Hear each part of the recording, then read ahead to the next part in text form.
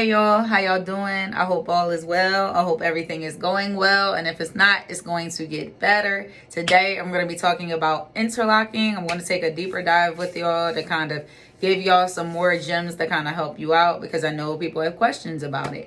So with interlocking, what size locks should be going and doing interlocking? Like if you have my size or smaller, interlocking is good because, you know, when you are doing the process, like I still got the maintenance, but when you're putting the lock through the new growth, the lock is not too thick to go through, which won't cause thinning and things like that in the long run.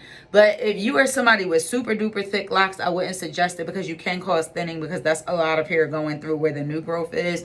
And we don't want to rip through our hair. We want to make sure that our locks are healthy. So if you have super duper thick locks, I would suggest and advise you doing like the crochet instant lock method or retwisting your locks with palm rolling or whichever way you'll do it, and that's going to help. If y'all hear that, that's my son.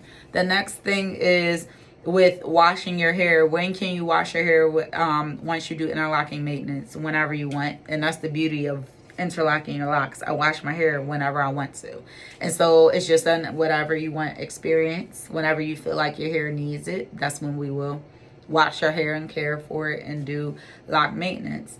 The next question is, as far as with maintenance, what we do maintenance before we wash our hair, after. For me, I do it before. I just make sure to spritz my hair down with a lot of water, and I do my interlocking maintenance, and then I wash my hair the next day.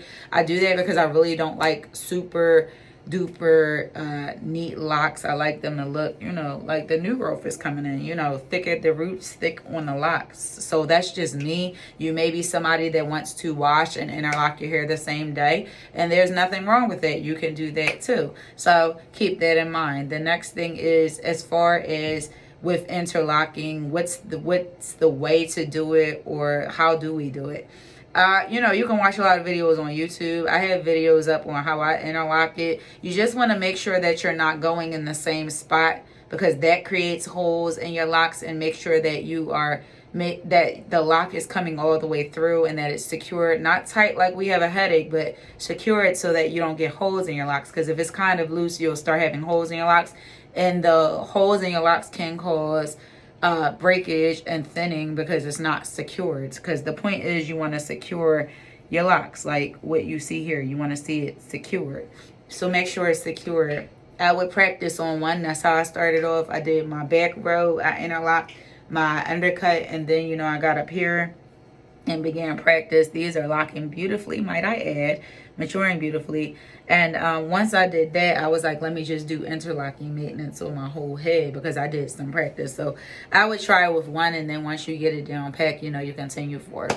Why is it good to do interlocking? Because when it's hot outside, people sweat their retwist out.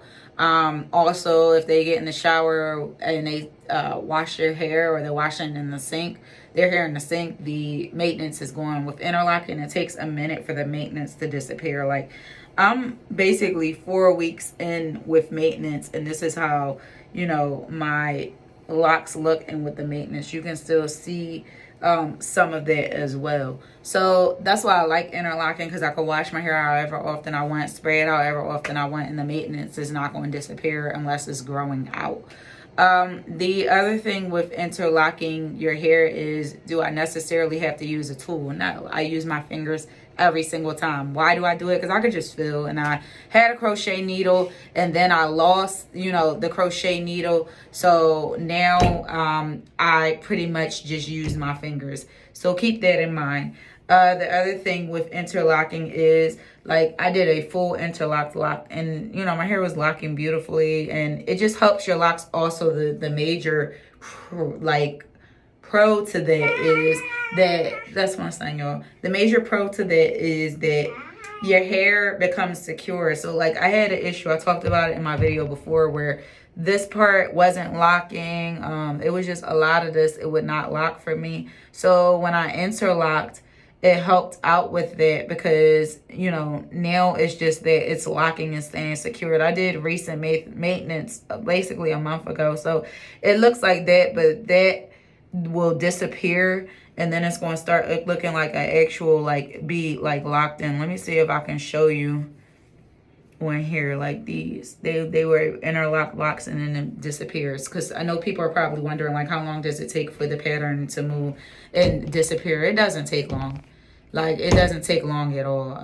It really just locks faster and helps it to lock faster. A lot of locticians will start people's locks off with interlocking at the top and then a twist or whatever it is they're going to do at the bottom. And then that helps and it doesn't, you know, mess with the hair. As far as with interlocking, do you need to use products? The only thing I use when I'm interlocking my hair is water in a spray bottle and my lock tonic, which is just distilled water or spring water and oil. I don't use anything else with that as well.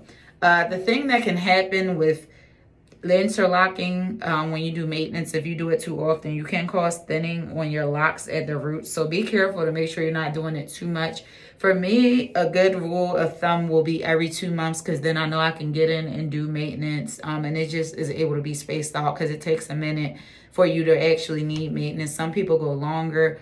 2 months is good for me. The other thing is with interlocking, if it's done the wrong way, you can create holes in your locks. You could do, you know, create damage. So you have to really make sure that it's secured and you're doing it the right way. Make sure it's not too tight. With interlocking, you can interlock the loose hairs that you may get. So like I got a loose hair here that you may get. Instead of wrapping them around, you can interlock it in the hope it to lock. Because I know with retwisting, you know, I used to wrap the loose hair around the lock to get the maintenance together. But like, you know, as far as with interlocking, you can interlock the loose hair in, or if you're not interlocking at that moment, just wrap the hair around the lock. So those are things to keep in mind. There's probably more points about interlocking because I just got into it like 2 or 3 months ago, but that's just the main meat and potatoes of that, the main stuff that, you know, someone would have questions about when caring for their locks and doing maintenance. I'm showing y'all my locks because y'all know I love them. Y'all know I got to do the texture shot, but I love y'all. That is it. I will see y'all soon. Bye.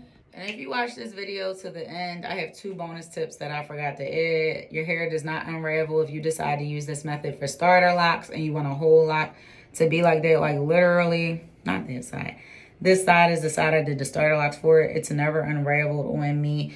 And also, you will be able to do so much with your interlock locks. Like, the other thing I want to add is you'll be able to use conditioner if you're someone that deep conditions from beginning to end.